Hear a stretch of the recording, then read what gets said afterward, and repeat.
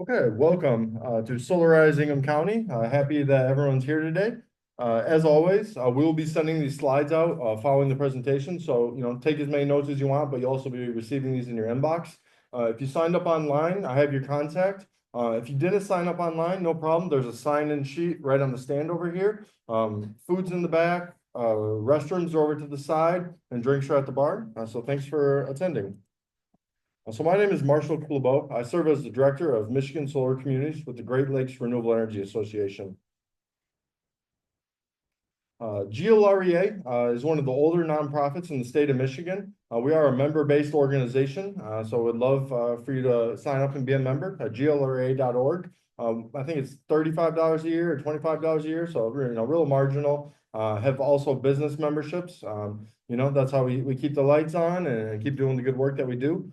So we really focus on policy, advocacy, and implementation. I found GLREA about 15 years ago, and just everywhere I looked, there was an expert representing GLREA, whether it was rate case interventions, whether it was solar companies that were GLREA members. And so became a board member myself and been on staff for about 3 years. Really have enjoyed the work. And this photo right here is a point of pride. That was a GLREA photo of the year. I took that photo. It was on top of a David Bowie Memorial Cooperative over in East Lansing here. So I was up on the roof. It's a 4.2 kW system. I was pretty happy with how that turned out with the fall colors in the background there. So here's just another slide about our membership. Like I said, we are a membership organization, so your support helps us. I really like to show this graphic really in almost every presentation that I give.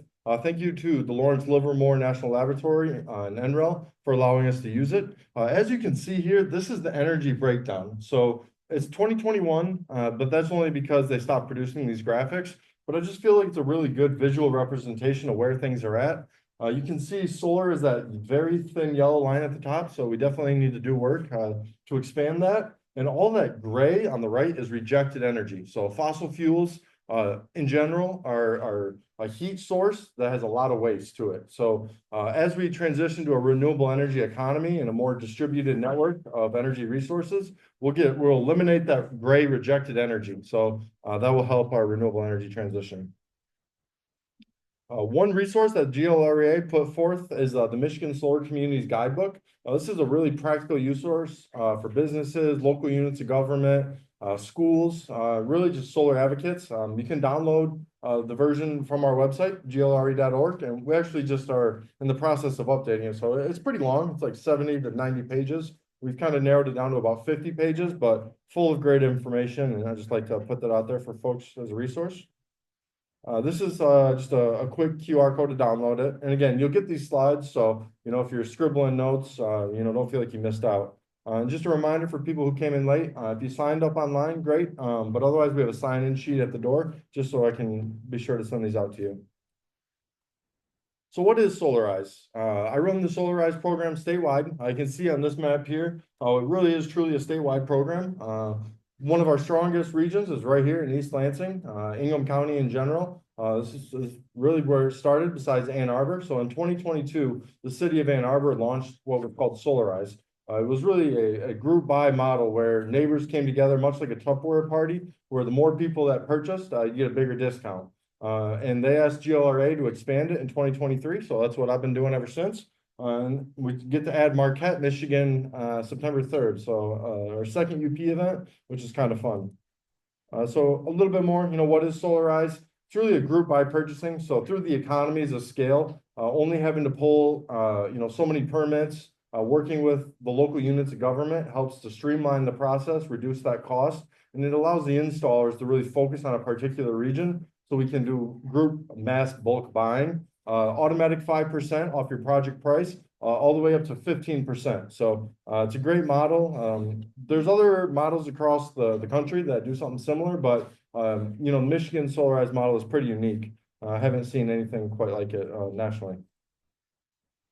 These are real results. So, we're not just, talking up here trying to sell you something, but we had over the years, 3 years now, we've had over 1,100 participants. That equates to 423 estimates. on 185 sales. So it's really kind of a 50-50-50 approach. So the more people we get in the room, the more people that we share the recording and the slides with after the event, really the name of the game is getting carbon off the grid. So the more people we get involved and let them know about the program, the more results we see. And we've saved over $357,000 from the program. So the savings are real, and the carbon is real. We've done 1.4 megawatts of renewable energy. So, it's certainly a drop in the bucket from the statewide portfolio, but it builds on itself. So that's just with our program.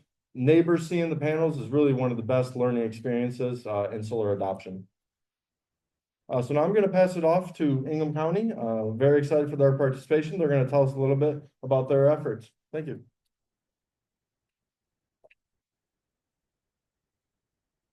A lot shorter. Hi, I am Legan Rose. I'm here representing Ingham County in the Office of Environmental Sustainability. I was recently brought on as their Stakeholder Engagement Associate. So that means I'm the one that's really been working with all of our stakeholders, both community and county on the internal county side. And right now we are currently in the middle of planning Ingham County's first sustainability action plan, which is really going to help reduce all of our environmental risks that we've really been facing and help combat climate change. The office as a whole is going to be implementing this plan. We've been working to develop it for about 3 years now. And once we get implementation done and we develop everything and get that plan in place, we're going to be the ones monitoring it as well to hold every single person accountable in the county. And we are not the only project that we're working on right now. We have a couple more in the works, which you'll probably be hearing about here soon.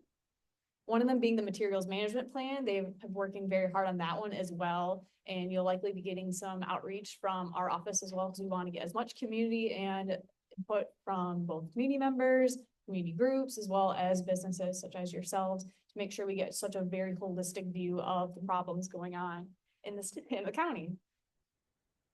The plan itself is really working to achieve these 4 goals of achieving carbon neutral operations by 2040, increase our resiliency to climate change, reduce our carbon emissions, and improve the scope of leadership throughout the county to make sure that the county is being held responsible in all the activities that we do to make sure that we're doing what's best for the community as a whole.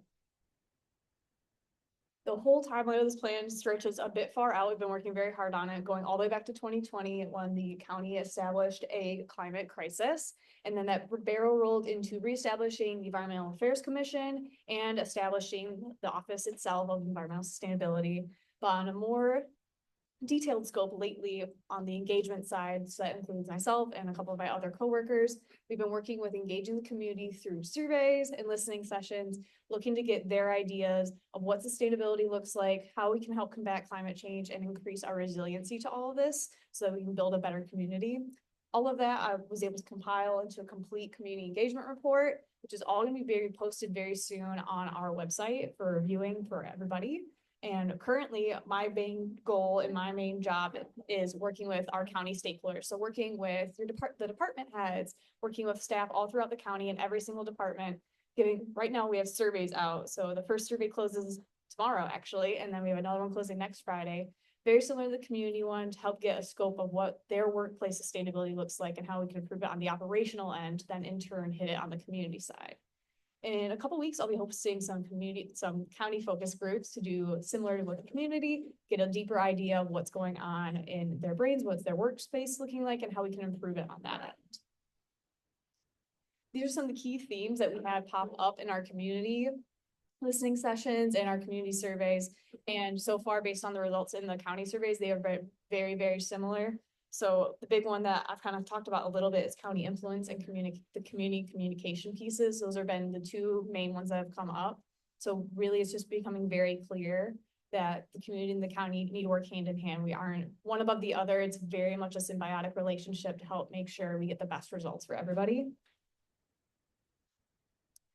So as I said, the focus groups are the next thing coming up, and similar to what I just talked about with the community being involved in a lot of communication, we're going to have a lot more engagement out there for everybody coming up, because after I complete my portion, and as well as some of our other more technical ones that are beyond my scope of knowledge, but We're gonna be working on drafting up a very first version of this plan, and then we're gonna enter into some public comment and some review of this. So that's where you're gonna get a lot of outreach from our office, and we really are just looking to get as much input as possible to help, again, I'm gonna keep saying it, make the best plan possible for the county and make sure that everyone is reached in it.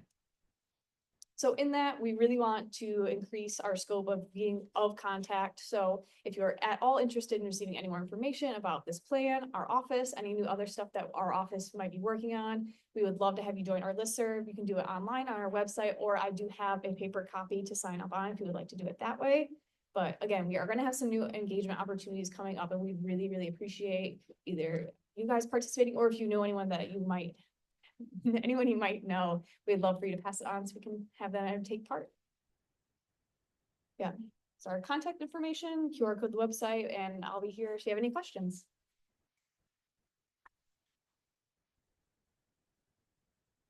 Great, and next, we have our elected pay ambassador, 2030 district, so very thankful for this work. Contact your local state rep to say, we want the elected pay ambassadors, contract to extend, so.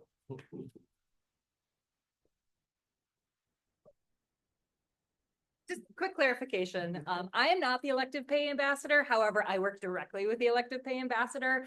And so unfortunately, I'm not going to go into too many details about elective pay this evening, but if you want to learn more about elective pay, please let me know and I can get you connected. Basically, we want to get you dollars for your solar or renewable energy projects. So that's what, there we go. So my name's Audrey Whaling. Hello, good to see everybody. Apologies to those who have listened to this spiel before. There will be a quiz at the end. Just kidding. I am a program manager with the Michigan Green Building Collaborative, and I oversee something called the Lansing 2030 District. Quick agenda. I'm just going to tell you what we do, who we are, so on and so forth. We always like to thank our partners and the people who support us in this work. So on and so forth. And just a quick note, I'm talking about the Lansing 2030 district, but I am part of a bigger organization called the Michigan Green Building Collaborative. We're a statewide organization. We oversee a number of programs, one of those being the Lansing 2030 district. And that's where I'm going to focus today.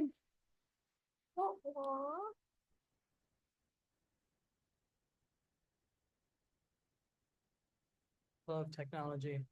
Great. Thanks, Marshall. So the Lansing 2030 district, does anybody who hasn't heard this before, does anybody know what a 2030 district is? Who hasn't heard this before? Go ahead, Dave. So my understanding is that you are the people leader and organizer to help various stakeholders in the Lansing area reduce their environmental footprint on updating the. Today we just met with our MSU ICAC team who did a Excellent. study of our plan of effort. Great. And that was because you connected with Doug Holland.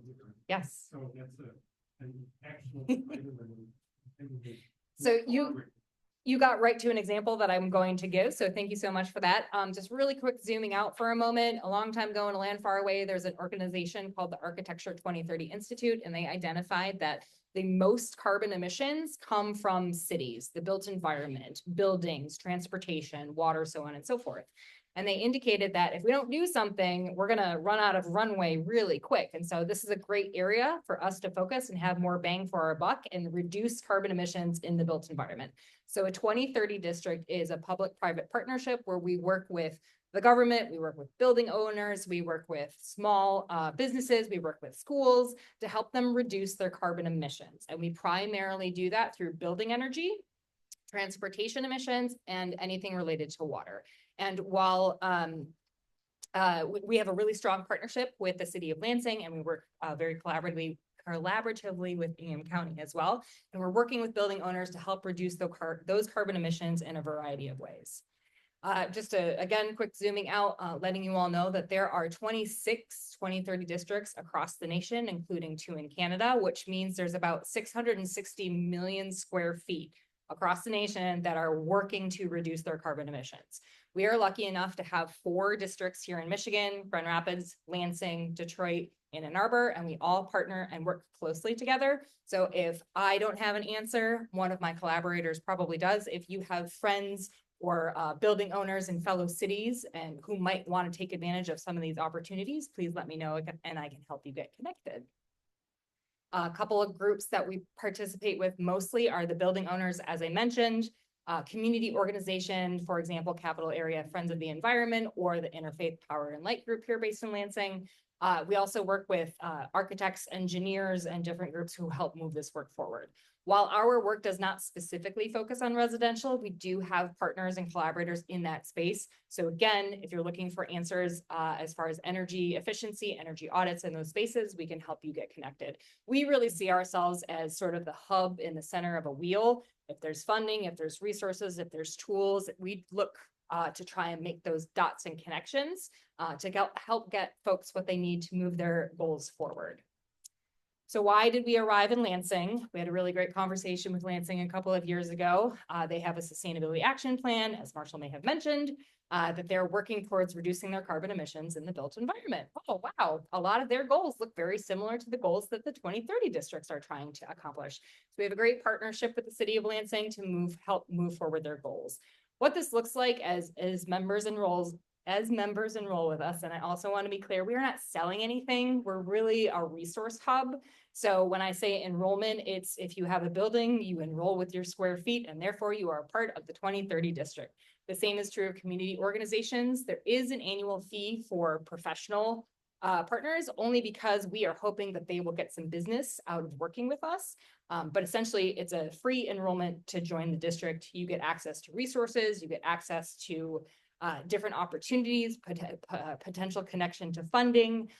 You get access to experts, educational webinars, potential tours that exist within our network. Just letting you all know that we've actually hit several large milestones. We launched our district last May, and we've reached 13.4 million square feet of building owners enrolled in the city of Lansing. That means there are all of those building owners, 269 buildings worth of people who are committed to reducing their carbon emissions through energy reduction. So that's we're really happy about that. We feel like Lansing is very committed.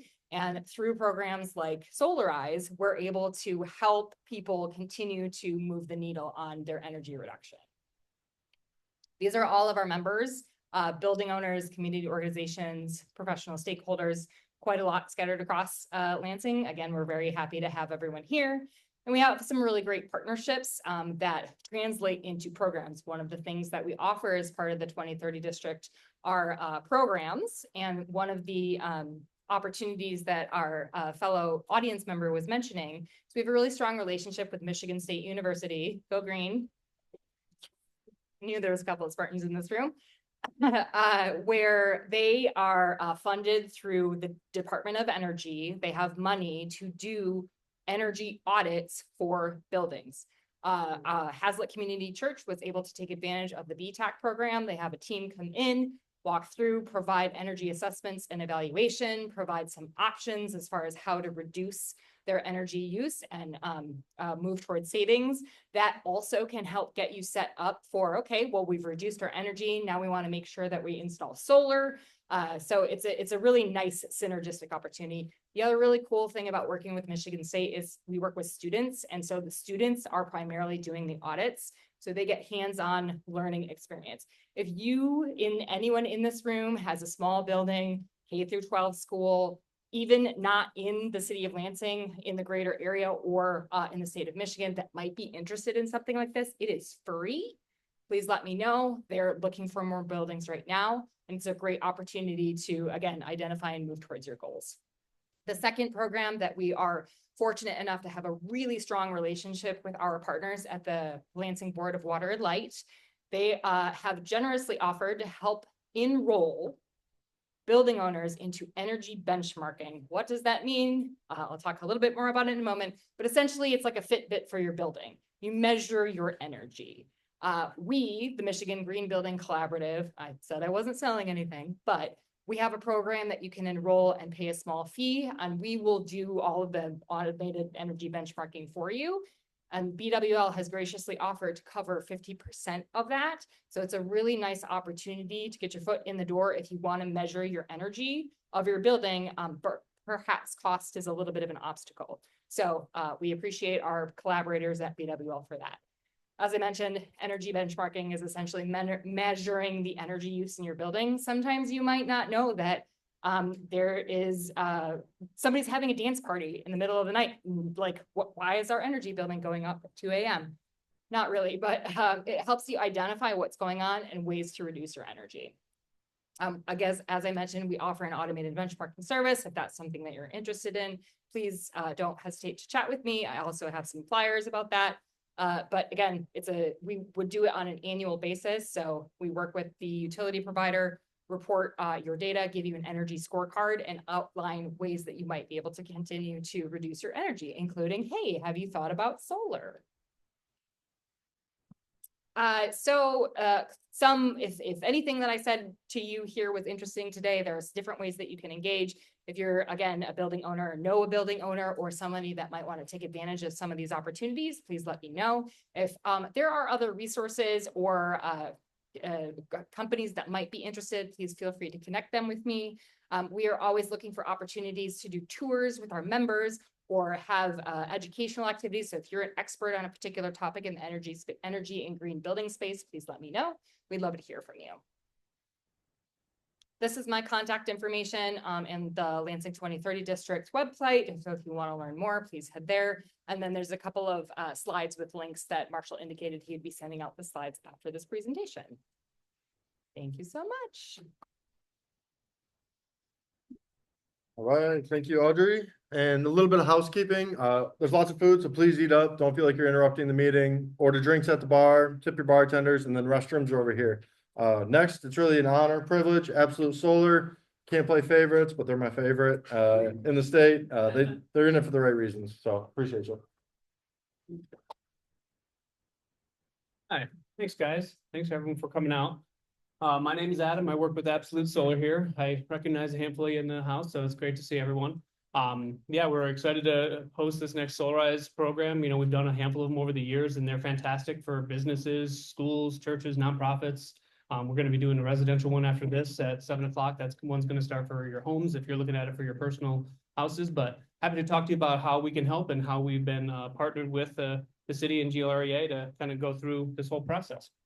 So a little bit about our company, in case you are unfamiliar. The owners of our company actually met at MSU. They were both studying environmental law. And that's kind of how this whole journey began about 10 years ago, almost to the day. And yeah, we were founded in 2016. That's when we LLC'd. And, you know, they were studying environmental law. They were looking at like policy and precedent, consumers, DD, like all the big wigs on you know, how energy is managed and everything. They were looking at policy and changing things. And then they realized this is a hard pill to swallow, very deep pockets. So they were like, we can create a better, faster way to make change and become more renewable for everyone on the grid. And that's where this company came from. So we're locally owned and operated right here in Michigan. Most of us live in the Lansing area. Having people in the business that are licensed and insured with master electricians on staff is key. Obviously tying into anything electrically to your home, you need to have the certifications to do so, for your business, more importantly with transformers, things like that. There's a lot of important factors there that we need to go with to make that happen.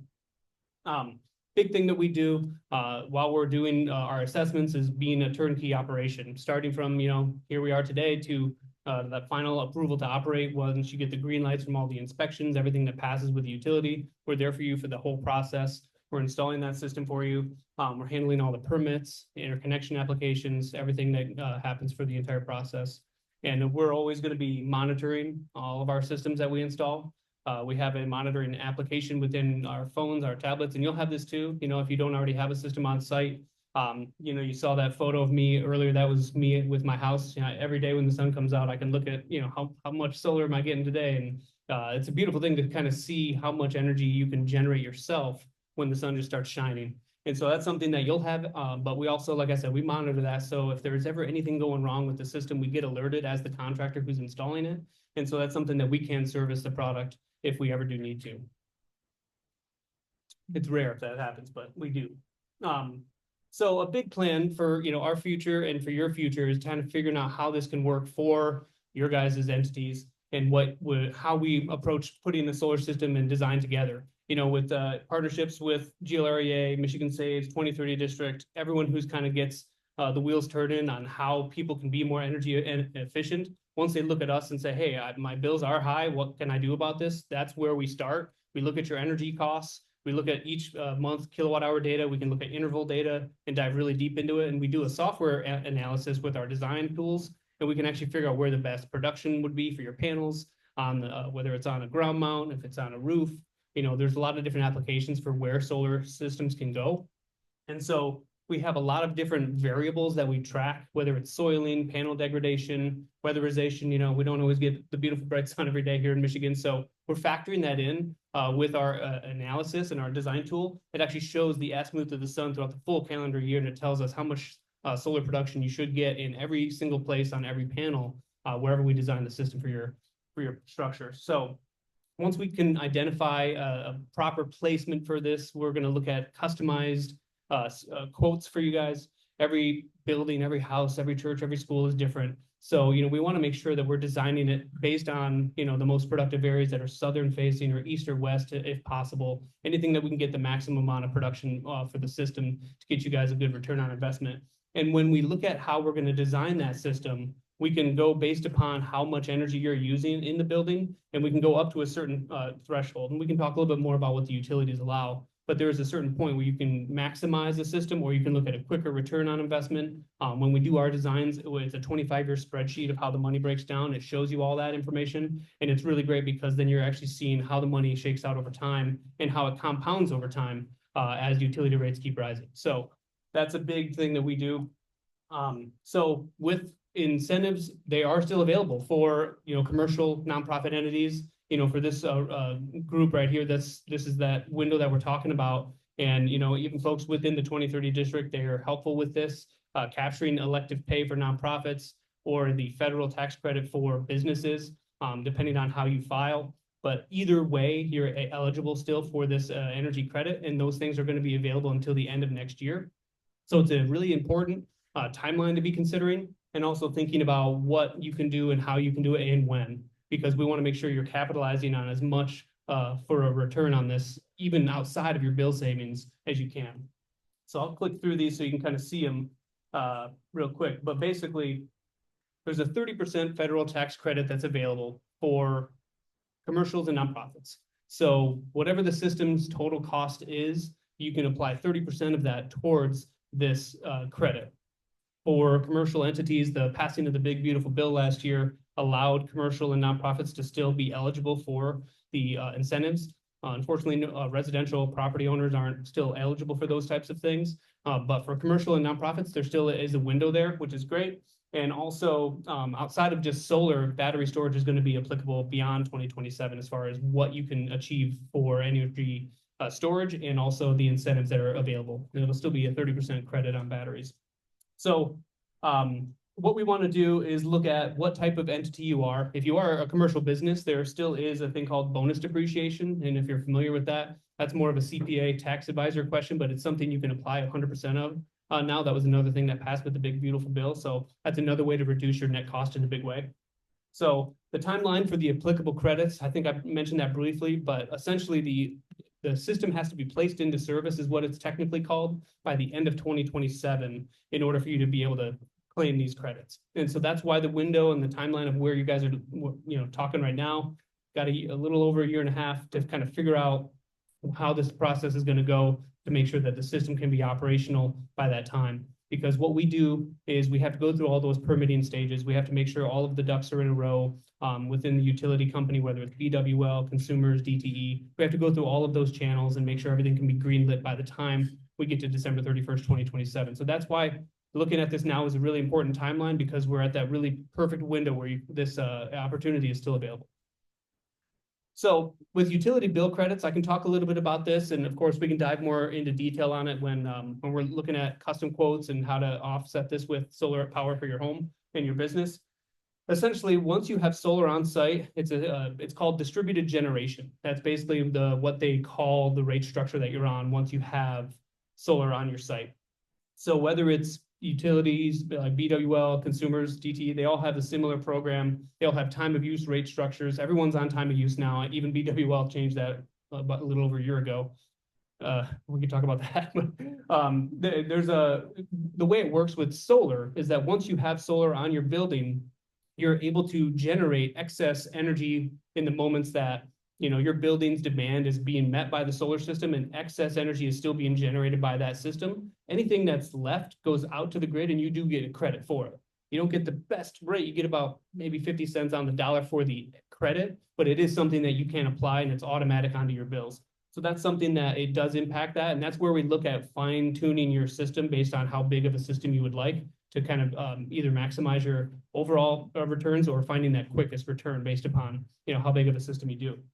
So with solar, the other thing that about time of use rates is that you're charged the most for your energy in the time when the sun is shining. So that's where it actually becomes the most cost effective to consider solar, because you're being charged sometimes double your energy costs during those hours of 1 or 2 to 7. And that's where the sun is still out. And so when you can offset the majority of your highest costs through solar power, that's where you can really capitalize on that return. And like I said, when we provide those free quotes for you, it'll show you kind of what that looks like on a month-to-month, year-to-year basis. So with the utility companies, they will allow any person who is grid tied, whether it's my own house, your church, your school, anything that has a meter associated with it, essentially you're able to offset up to 110% of your annual kilowatt hour consumption for the year. And so once we have a utility bill and understand your energy data, we can go to that point and then say, all right, now we know what is possible for a solar installation. You don't always have to max that out. But that is where at least the utility company has given a hard line in the sand for us as installers, because they don't allow everyone to just create solar farms. I wish they did, but of course they don't. But they have a limit there. So that's where we know that threshold of what you are capable of. And we can definitely figure that out for you when we go to design a system. So obviously we calculate all this for you. It's something that we handle all that permitting, the interconnection application, so we can figure out exactly what those numbers are as far as how much you're offsetting via the solar system and from the utility side as well. So as everyone in this room probably understands, I imagine probably everyone in this room pays a utility bill, and I don't think any of our utility bills have gone down unless somehow you've gotten solar in the last 6 to 12 months and you've seen the energy costs go down. But energy rates, they're just on the rise. Consumers in DTE, BWL just raised their rates too, but the big dogs, consumers in DTE have raised their rates pretty surmountably, and even for the next year alone. As you can see on this graph here, DTE is seeking almost a 10% rate hike for the next 2 years. They're hoping for data centers to come online for that to be a reality. Consumers, they already passed an 8.9% increase in May, and then the moment they could raise their rates, I think it was the day of, they went in June, it was literally 1 month later, they asked for another almost 10% rate increase for next year. So every single year, they're looking at 8 to 9 to 10% of a rate increase on your electric costs, which, I don't know what your bills are now, but add 10% of that every single year for the rest of your life, and that's a huge number. So that's what we look at when we design these systems, is we factor in your energy costs are definitely not going down. And the only way to circumvent that is with a second source of power, which is solar energy. So once these data centers come online, who knows? I mean, they're already coming online. They're being built right now. And not to say that they're the worst thing ever, but they are a huge energy draw. And it's sometimes as large as cities, so it's hard to say how that's going to work from a big picture and infrastructural perspective. But it definitely doesn't mean your rates are going to be reduced because of this. So that's one thing that it's just, the writing on the wall, it's something that's happening. So we really want to try to help you guys out with those types of things and the reality of what's coming. So yeah, that's what we can do for how utility rates are going up. And this is just a graph that was on the background there, just so you can kind of see these were the rates going into, I guess, the end of 24, per kilowatt hour, what you were being charged. And this graph, really almost never went down. And this is, obviously in 2024, you're spending around 20 cents a kilowatt hour for every single kilowatt hour you use. And some houses, some businesses, you're using 10, 20, 100, sometimes 1 million kilowatt hours, a year. This is a big number. And think about that from a monetary perspective. And, your investments are key in this. And this is something that can help your future investments out. So once we get to the next step here, we got to figure out, all right, how do we connect this grid tied solar system to your building? This is what we do. If you're unfamiliar with it, essentially, this is just an infographic that shows you the solar panels are the first line of defense, other than the sun. The solar system is going to create that connection via this, the sun through a direct current. It's a DC solar panel that connects to the second part of it, which is called an inverter. And that inverter is the thing that's computing where the energy is going and how it gets transferred. It converts it from DC to AC to help power your lights in your house and your AC units and everything in your home. And it's also connecting it to the grid, being that it's AC wired. If you have a battery, that's the third layer of defense. You don't have to do batteries, but that is another beautiful thing that a lot of folks are looking into more seriously now. They're becoming way more cost effective. They're a lot more energy efficient.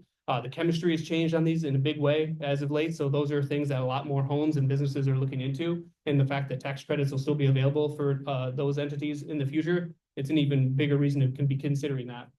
So that's another thing that you can do. If the solar system is generating power into that inverter and your home is using that energy, but there's excess energy, if you have a battery, you can actually store that extra energy into the battery, and then you can use that battery's energy at night when the sun goes down. So this helps you, so you're just utilizing less of the grid overall. That's probably one of the best benefits of the battery, other than the fact that you can circumvent the time of use rates, so you can charge it on the off-peak times and discharge it on the on-peak times. That helps you with a little bit of energy arbitrage as well. But then, of course, the silver bullet is that it's also an island for when the power outages happen. I know we've all probably experienced those in this room, and those are things that help the solar system remain functioning during an event of a power outage. And so those are things that really will help your business and certain lights and certain loads and appliances in your building stay on. And we can fine tune that based upon your goals and needs and just what's in the building.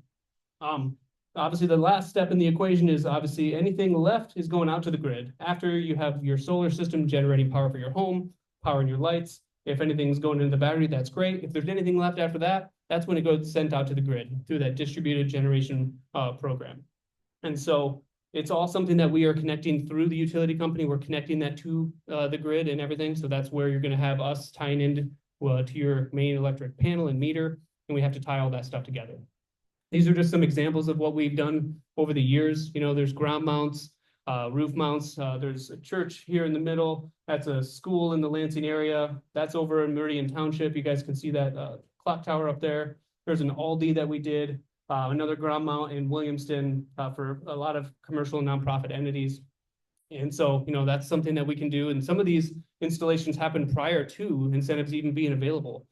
With the federal tax credit that became available for nonprofits, that didn't even become a reality until 2022 with the Inflation Reduction Act. So that's something that we've been working with churches even prior to those incentives being available. And for anybody in this house that's looking at it for your personal home, you know, regardless of a tax credit, it's still something that is going to in perpetuity reduce your electric costs. So that's why a lot of these places look into this.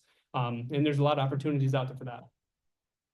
This is just an example, so you can kind of see when we send out a comprehensive report, what a solar system is going to be generating month by month, what your building is consuming. We have energy usage on the red, and system production, and our estimate is designing that based off of, again, LiDAR detection, and we're looking at trees and shadows and soiling, snow loads, everything you can factor in to do a pretty conservative report on the analysis there. And so we can look at how many panels you need, what is that electrical offset, and then what is the bill savings. And this is where the numbers kind of really start becoming pretty fantastic, because, you know, if you're looking at year one savings of this, this building specifically is in the Lansing area, this annual bill savings was around $50,000 of just reduced off of their annual electric costs. And that's just in year one. As you get into year over year, that compounds, so that only becomes greater. And so what we do is when we factor in that 25-year bill savings, this building specifically was going to save around $1.26 million on their energy costs over that course of 25 years. And so these numbers really add up, you know, and that's what I tell everybody is that regardless if you put solar on your building, you're going to be paying that amount of money to the utility company. You might as well not if you can help it. So there's one way to save yourself on a big investment, and it's putting this into that now. So we do, when we send, and the reason, I guess, why we do a 25-year bill savings in that approach in our design and financial summaries is because that's where a lot of the materials are warranted. They're 25 years on the inverters in most cases. The panels are now into the 30-year warranties for the production. They do production guarantees and everything like that. So we'll be able to provide all that information to you as well once we get to that point of you guys preparing quotes and we come out to your sites and look at that. And one thing I'd like to add, It's not that at year 30, the panel's gonna stop working. It Yeah. just becomes less efficient. Thank so you. It's gonna degrade, so. Yes, in that's year, you know, it's 30, important. 31, you Yeah. might lose 2 to 3%. Yeah, we don't come out in year 31 and shut off the system. Yeah, as long as the sun is shining and it rises, you got a system that's gonna be working for you. Of course, if there's ever any issue with the inverter or anything with the computing part of it, that's something again that we can monitor. And if there is an issue, we can come out and fix that. And in most cases, that inverter, if it's warranted for 25 years, you just swap those things out. You might pay a couple $100s in labor for us to do that work for you, but that is a very small expense on the large gain that you get for having a system that'll last decades. But yeah, those efficiencies are long-term. And this is another example of a church we did. We've done 2 different iterations for this church specifically, the University Lutheran Church in East Lansing. You can see on the first image, we did a flat roof in 2020. Again, this was prior to the Inflation Reduction Act. They just wanted to be renewable and find a good way to be stewards for a beautiful place we call home. And in 2024, they received the direct pay incentive, and that's what it's called for nonprofit entities. They call it elective pay, direct pay incentive. It's interchangeable, but it's still that 30% credit that they were able to achieve through those resources, and they were able to capture that as a form. The way it works essentially is you get a check straight from the IRS once the system is put in place, I think within 6 to 12 months after the system is installed. And so that's something they get a direct recoupment of that, which is, again, something that if you have the chance, this is the time to take advantage. He was thankful enough to provide his contact info. So if you have any questions about how he went about it for their church, you know, his contact info is here. Again, Marshall is going to be sharing this to everyone, so you'll have his contact info. He's very happy to talk to anybody at length about how he went about multiple iterations with us. He's done stuff for his personal house and a lot of other things as well in the city. Kevin, can you comment on that? Yeah. It was domestic source material part of the pricing or financing for that one? Oh yeah, so this is thank you again for that question. So basically, what is important to know now, and I think it's going to come in a couple of these slides. I was going to talk about how you become eligible for the incentives going into this year and next year. Basically, there is a thing called foreign entities of concern. With the passing of the big beautiful bill, there's a very important indicator of where the products are being manufactured and assembled and made. And so those are things that we have to go through our suppliers and manufacturers to get reliance letters, is what it's called, to verify that those products are a certain threshold of domestically sourced. They can't be from certain entities like China, Russia, North Korea, and Iran. Those are the 4 main areas that products cannot be sourced from technically. They call that foreign entities of concern. So what we do when we're supplying systems for folks so they can be eligible for these credits is to make sure that they are going to be able to capture those incentives. Anytime we're putting a system together that for any nonprofit or commercial business that's eligible, we're going to find products that are. Now that example specifically, that one was one that was installed. That's actually happening now. And we procured those products last year. Those foreign entities of concern became a reality at that point. Into this year. So yeah, that was encompassing a direct pay with the domestic source. And another important indicator with the incentives that are available now with domestic content, there's another requirement not only for the foreign products that are available, but like if there is enough product that is domestically sourced US, then you can actually get a domestic content bonus tax credit. And it's an extra 10% of an incentive. So again, that's a huge number. Where you're looking at reducing your incentive, and that project example was one of those. And I think I kind of skimmed over it, and I apologize because there's a lot of information. I want to try to give you as much time on any of this and, you know, any questions at the end.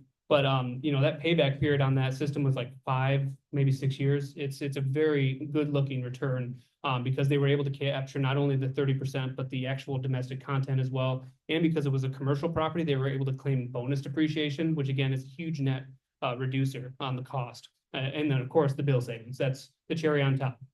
So going into this from a financial perspective, if you were looking at financing it, of course, cash is king. If you have cash for it, that's the best way to do it.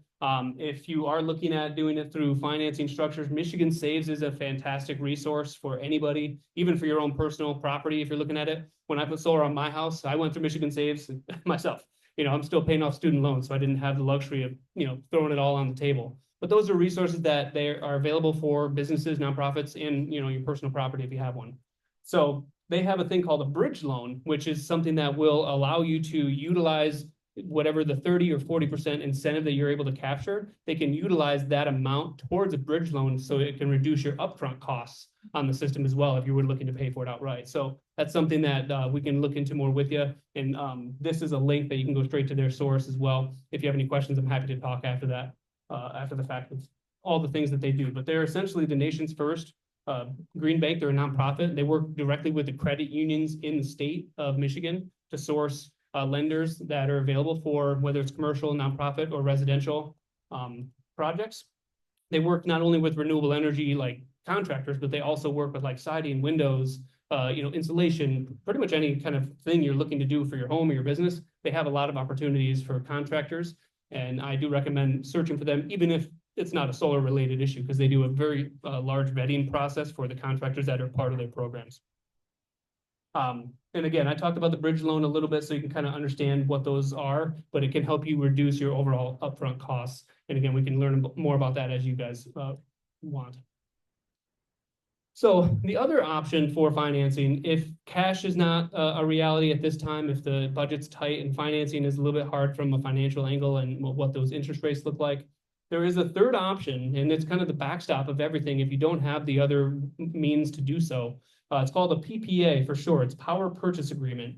And so this is something I wanted to talk about because it's another great opportunity right now that's available while these incentives are available. We are partnered actually with a couple different PPA platforms that allow for you to basically purchase a system at no upfront cost. They purchase the system for you as a third-party owner, and then they give you a reduced rate on your electric costs based upon what you install.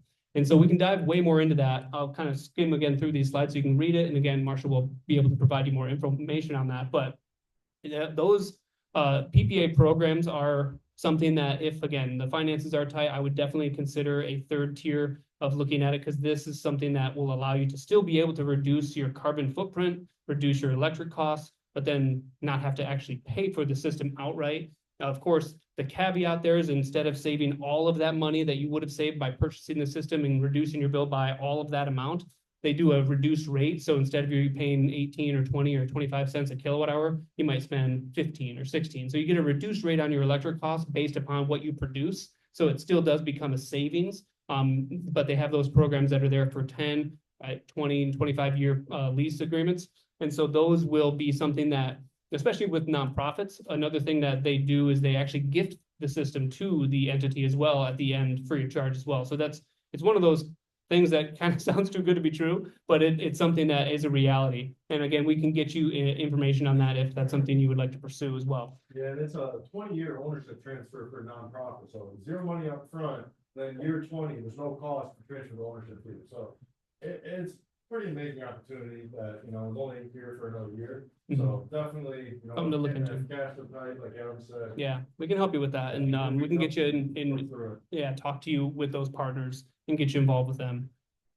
So let's go through this here. I know I want to kind of be mindful of everyone's time because, the whole reason we're all here is the Solarize group purchase and the discount and how this all works. Marshall indicated it initially when he was here, talking about it on one of the early slides, but we're having a group buy for commercial and nonprofit entities. And so for you, anybody in this room that wants to receive a free quote, you automatically are going to get a 5% discount based upon just being a part and eligible into that program. And it can be increased based upon the amount of businesses and nonprofits that sign up in that window of time. And I'll provide you more information on the next slide about the timeline on that.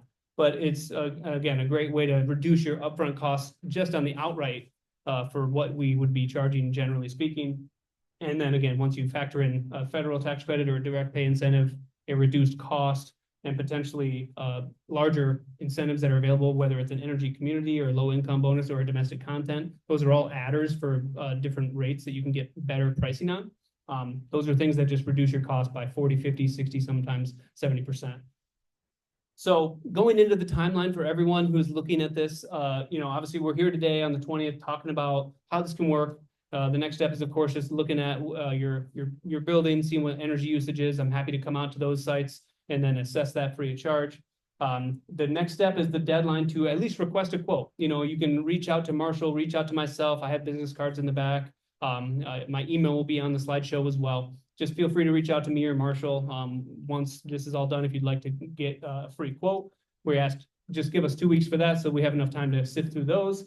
And then the next step is, of course, deadline for you to receive that quote. We want to at least have another 2 weeks for us to prepare all the documents, go through that site visit, and if we can, come out to the site, assess everything we need. If we're not able to make a site visit happen in that window, of course, we'll just need bill information, electric meter, panel, just the main things that are really important for us to finalize that initial bid there for you. And then the next step, of course, we're going to give you guys plenty of time, knowing that with commercial entities, nonprofits, schools, churches, it takes a lot of time for these things to kind of take action in some cases. You got to have board meetings, you got to talk to other people that are in ownerships, and that is totally fine. We want to give you at least till the end of the year for this program for you guys to be eligible to receive this discount. So anyone who gets a quote and signs up between now and the end of the year will be eligible for that Solarize discount. Again, automatically at 5, increases up to 15 depending on total. So then we get to that finalization, the final step. My happiest day is when I can come in and send you guys an email with, hey, everyone, thank you for signing up. Instead of 5% off, you all get 8%. This is great. This is a beautiful day. Merry Christmas. But yeah, we'll be sending out updated emails with all of that information as well along the way. And of course, any questions you have, that's where all of that, you have plenty of time for that. If we need to have follow-up assessments, Zoom meetings, whatever you'd like, between me, our project managers, even owners of our company, we want to get as involved as we can be to make this a reality for you. So I touched on it a couple different times, but essentially that's the next most important step, is just to understand your energy demand for your building. Knowing what your energy cost is, we just need a utility bill. So once we have the most recent bill, in some cases with commercial properties and the way that they set up those bills, we might need the most recent 12 bills because they sometimes only show you one at a time with the kilowatt hour data. But we need the most recent bill at the very least, and sometimes the most recent 12. But once we have that, we can dive into the details on how much energy we can offset via solar, and then we can look at how big of a system you want based on budget, based on your scope of the building, most productive areas, or if you want to really just go all in on it with as big of a system as you can financially take on. So that's the main thing. We'll just need to get that information. Again, you can send that to myself or Marshall. My QR code, well, it's our website. It's not mine. It's for the company here. So you can always contact us that way. We have a contact form. You can fill out a form where you can upload your bill that way too. So you can always scan the QR code and do it that way. However you guys want to send us information is great. We were happy to help, and we're happy to answer any questions as well. Yeah, just be conscious of time. We got about 5-10 minutes for questions, a little shorter than normal, but we have the residential portion starting right after this. So, open up the question. Thanks. Quick question. Yeah, of course. Does the 30% also apply for the structure on which a ground mount is placed? So you have to put some sort of, like MSU has these struts, so they put the panels on top. So the actual, like, you're talking about the building structure? No. He's talking about the racking. Oh yeah, the racking. Is the total, yeah. Yeah, it's the total cost of the system of what we're installing. So if you have to build like a structure, like a carport, like you're talking about the MSU structure, those are different than just a standard ground mount. With a ground mount, we're doing racking specifically engineered and designed for the solar system to be weighted and secured and agreed upon with the engineers. And that is going to be applicable to the 30%. Yeah. So, I know you're not CPA, but if I'm an LLC with my brother, we have several residential properties, put solar on them. Yeah. How does the tax credit work? In particular, in my case, I'm really the only one that has tax liability and he doesn't have much, so. Yeah. So it's on a residential building though, where you run the LLC out of. That's you hit the nail on the head before I even spoke. You're like, I know you're not a CPA, so, and that's what I usually tell folks. I'm like, I'm not the CPA, so I can't tell you how to do the IRS codes. Technically, I don't think it's going to be an eligibility thing from a residential property perspective. It has to be a commercially owned building of some type. LLCs can purchase things outright in that regard, but that's again a CPA question where you'd have to see if they would find a way. Because I know with certain tax codes, there's only a certain amount that you can claim on the residential property for a business. And so from a solar perspective, that's even trickier to navigate how that would function. And we haven't seen that work in practice. There could be a pathway forward though, and the tax doesn't have to be redeemed all in year one, so it could extend to multiple years if you don't hit that full 30% in year one, but, there could be a pathway, so, yeah. Yeah, do any of you know a CPA that has any ideas on this? No, can I mean, find some. yeah, I mean, I I, can- there's so many of them out there, but yeah, and the tax code Yeah, my changes so contact frequently. Cards over there, too, but. Yeah, we can talk more about that Go for ahead, sure. reach out, I can find out. Yeah, either way, be happy to look into it with you. Think those are rental properties like houses. They're, right, their houses are duplexes, you know, yes. Same question. Yeah, I know a lot of people have like their kind of side hustles and businesses out of their houses, and you know, those are things that I would love it if it was just something you could just find a pathway there. Us as the contractor, we don't have any way to tell you yes on those types of things. That's a CPA question all in it, all the way. We can design a system with that in mind, but we can't guarantee those things for residential property specifically. It's usually commercial buildings. They have different rate structures, different meters. The utility company assigns it as a commercial code as opposed to residential. So there's a lot of variables that we have to go through that are different with commercial properties as opposed to residential. And that's a big part of it too. And designing the system as a commercial building that would be eligible to claim credits, you have to make sure that those products are, again, domestically sourced enough. And if it's a residential property looking at, you know, a non-tax credit situation, that's something we're going to be talking about in a handful of minutes here. We have opportunities with other types of systems that are still much more discounted than the commercial ones that are non-FIOC compliant. So, you know, the panels that are still manufactured in China have become much more readily available. The cost has come down in those. So the cost is almost as good as it was with a tax credit, even on residential properties now. So especially with the Solarize program, it's the same kind of group buy, the way that those work for residentials. It starts at 5%, goes up to 15. And if you do that, plus, you know, really nice systems that are still available with the supply and demand, the cost has come down in a big way. So you can still get a good return on investment. Maximizing your system size based upon 1 year's use of electrical. Mhm. What if they had a bigger year before that electrical and wanted to size it based on the year prior to that, or maybe it was a heat wave out here. Can you average your electrical, or is consumers going to smooth it out? Right? Oh yeah, consumers have the say there, and I know there's a couple of you in this room that have gone through that process that have been, you know, complicated, and unfortunately for us, they only look at the most recent 12 months of data. They don't look more historically than that, and that's kind of how they have to measure it. And same thing for BWL, same thing for DTE. They all do it the same way. Yeah. You guys only do rooftop or ground mount for commercial nonprofits, or do you also do the parking lot installation? We can, it depends on the structure, right? So we want to custom tune it to based on, you know, what the property has and what's available. Carports are a little bit more invasive because of course it requires more than just what we would be doing. We'd probably have to sub something out to like build a structure engineered and architecturally designed to spec. But those are things that can still be done. We did one for the police station over in Meridian Township. They had a carport and we put panels on that, but they already had the structure built and we just built onto it. You know what I mean? Any other questions? On the municipality approach versus a school or a nonprofit, we have Sure. direct pay incentive. When a city wants to put a rooftop solar on, do they just hire somebody and the person they hire gives them the tax credit and the cost that they charge them? Is that how the city earns their discount?